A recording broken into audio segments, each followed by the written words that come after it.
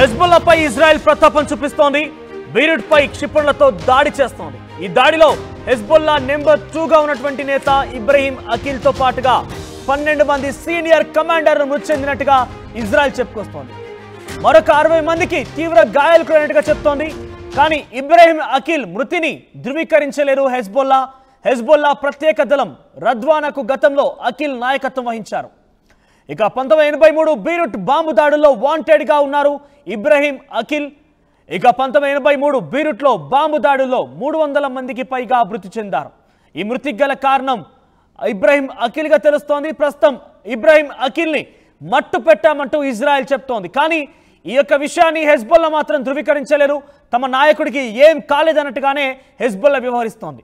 ఇబ్రహీం అఖిల్ తలపై $7 million reward కూడా ఉంది. బీరుట్ దాడికి ముందు ఇజ్రాయెల్ హెజ్బుల్లా దాడులు ప్రతిదాడులు కూడా కొనసాగాయి. దక్షిణ లెబనాన్లో 1000 రాకెట్లతో ధ్వంసం చేశారు ఇజ్రాయెల్. దక్షిణ లెబనాన్లో 1000 రాకెట్లను ధ్వంసం చేసింది ఇజ్రాయెల్. ఉత్తర ఇజ్రాయెల్పై హెజ్బుల్లా 140 రాకెట్ల ప్రయోగం కూడా చేసింది. ఇటీవల పేజర్లు వాకీటాకీలతోని హ్యాక్ చేసి మరి వాటిని పేలులకి కారణమైంది. ఆ ద్వారా సుమారుగా 4-5 వేల మంది సామాన్య ప్రజానికం మొత్తం కూడా లెబనాన్కి సంబంధించిన ప్రజానికం అటు సిరియాకు సంబంధించిన అందరూ కూడా మృతి చెందారు. సో ఉక్కిరి బిక్కిరి అవుతున్నారు హెజ్బుల్లా మొత్తం.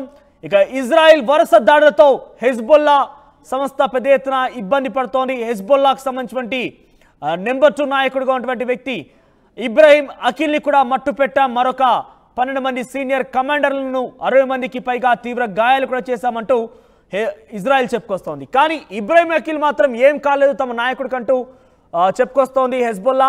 కనీసం తన మరణకు సంబంధించి ఇజ్రాయెల్ స్పందిస్తున్న తీరుపైన కూడా మరణించాడా లేదన్న విషయాన్ని కూడా హెజ్బుల్లా ధృవీకరించడం లేదు. హెజ్బుల్లా ప్రత్యేక దళం రద్వాన్కి ఇబ్రహీం అఖిల్ నాయకత్వం వహించారు. సో గతంలో 1983లో బీరుట్లో బాంబు దాడులు కూడా జరిగాయి. ఈ బాంబు దాడుల్లో మోస్ట్ వాంటెడ్గా ఇబ్రహీం అఖిల్ ఉన్నారు. 1983లో బీరుట్లో బాంబు దాడుల్లో సుమారుగా 300 మందికి పైగా మృతి చెందారు. సో ఈ నేపథ్యంలోనే ఇబ్రహీంపై మోస్ట్ వాంటెడ్ కేసు విషయం మోస్ట్ వాంటెడ్ వ్యక్తిగా ఆయనపై రివార్డు కూడా ఉంది.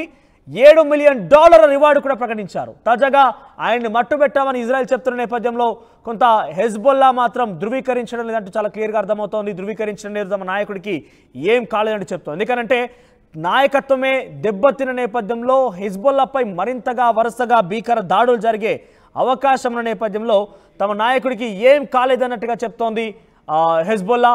సో ఏదేమైనా కూడా ఇజ్రాయెల్ వరుస దాడుల క్రమంలో హెజ్బుల్లా, లెబనాన్, సిరియా పూర్తిగా కూడా విధ్వంసకర పరిస్థితి నెలకొన్నాయి.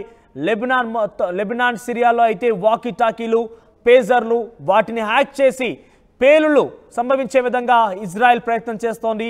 ఈ పేలుళ్ల కారణంగా ఇప్పటికే సుమారుగా 4-5 వేల మంది గాయాల పాలయ్యారు. చాలా మంది కూడా మృతి చెందారు. సో ఇక హెజ్బుల్లాకు సంబంధించి కూడా ఇజ్రాయెల్ వరుస దాడులతో హెజ్బుల్లా ఉక్కిరి బిక్కిరి అవుతోంది. సో తమ నాయకుడిని హతం చేశామంటూ ఇజ్రాయెల్ చెప్తున్న విషయం పైన ఇంకా హెజ్బుల్లా ఎక్కడ కూడా స్పందించలేదు.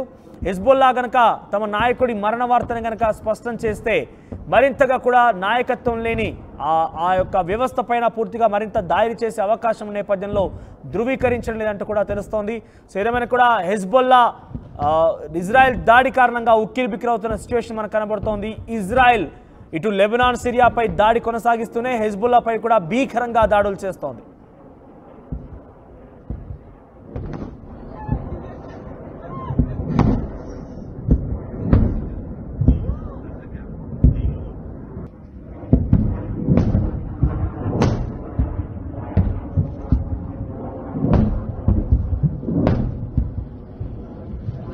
ابو حد بيتي بلزق بيتي لايك ابو حد بيتي بلزق بيتي لايك ابو حد بيتي بلزق بيتي لايك